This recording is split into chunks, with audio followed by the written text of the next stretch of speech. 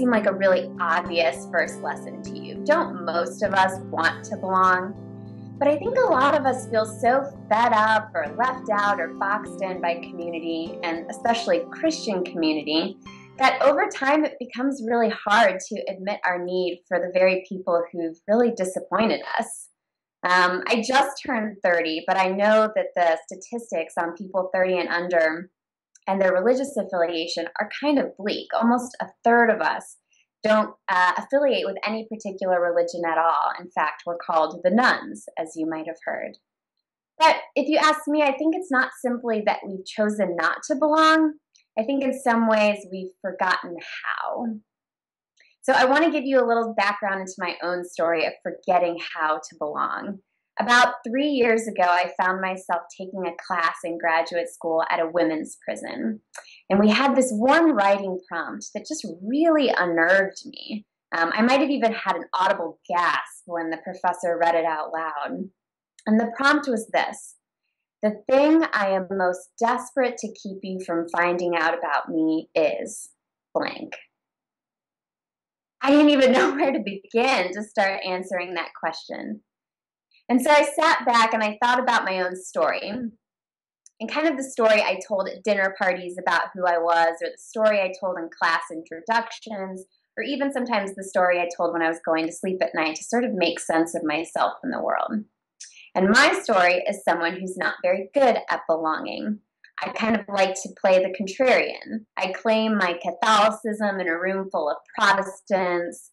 I can kind of put on my fiery feminist stance if I think I'm around more conservative folks.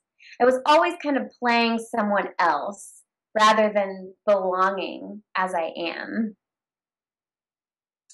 So it was a bit embarrassing to read the writing on my paper when the professor said, "Time's up. The thing I am most desperate to keep you from finding about me is, I want to belong but don't know how."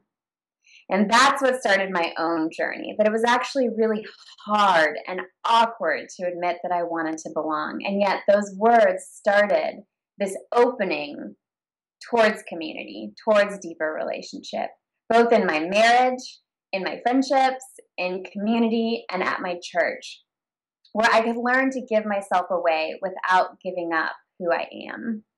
And so that was a question I had at the start. Do we have to give up who we are in order to belong?